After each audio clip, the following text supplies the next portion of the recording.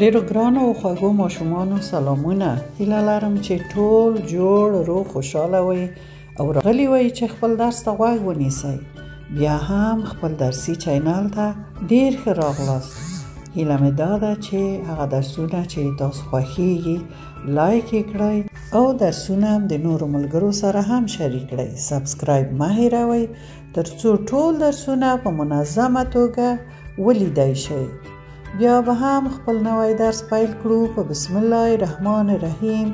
موږ تاسو مبارکه کلمه ځکه چې موږ تاسو مسلمانان یو. خپل درس به په بسم الله الرحمن الرحیم پیل کوو. د موږ تاسو نوی درس به څوم درس وي؟ 22 درس. آفرین. 22 په پښتو کې داسې لیکل کیږي 22 او په انګلیسي کې داسې لیکل کیږي. دا هم زده کړئ او یې هم ولیکئ. 22 حرف د یا حرف دی او دا آخري حرف دی. ښه زده کړئ. یا په کلماتو کې لکه د نورو تورو په شان 3 غږه لري. یا، یې، یو. یا، یې، یو.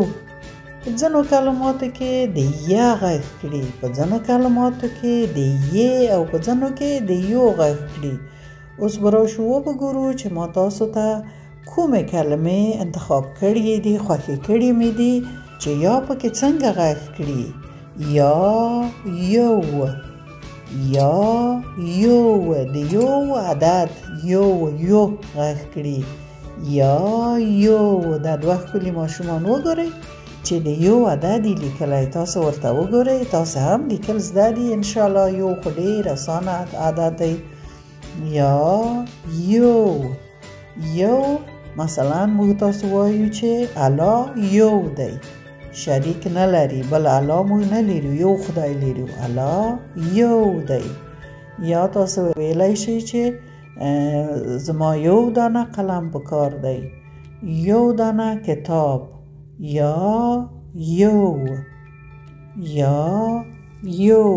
دلته یا په دغه کلمه کې د یو غږ کړي. یو. اوس به راشو بیا به وګورو چې ما یا تاسو ته په کومه کلمه کې خوښه کړې او څرنګه تلفظ کیږي.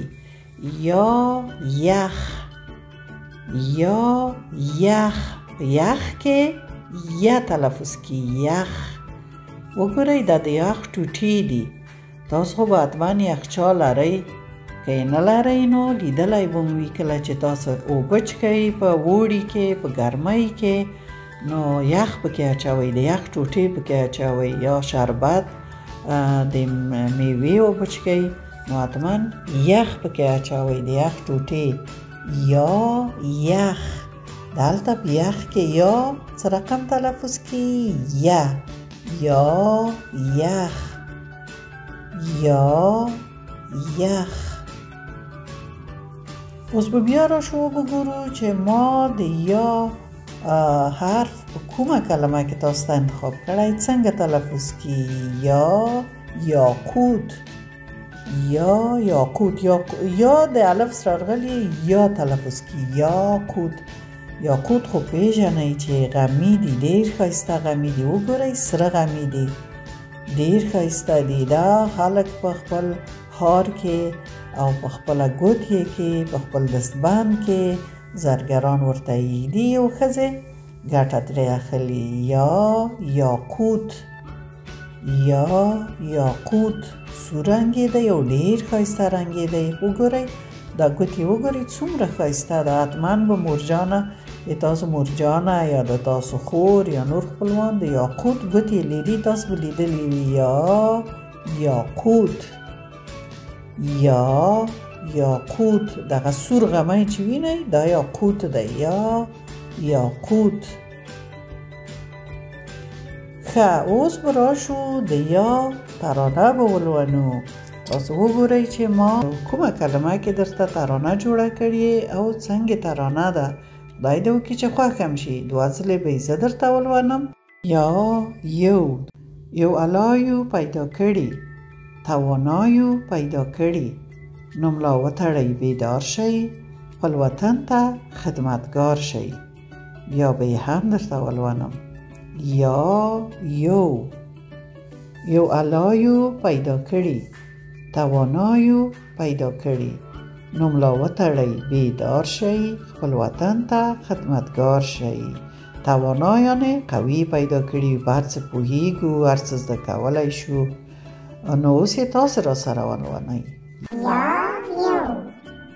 یو علایو پیدا کړي توانایو پیدا کړي نملا وتړئ بیدار شئ خپل وطن ته خدمتگار شئ. یو ځل بیا یې هم ولولئ.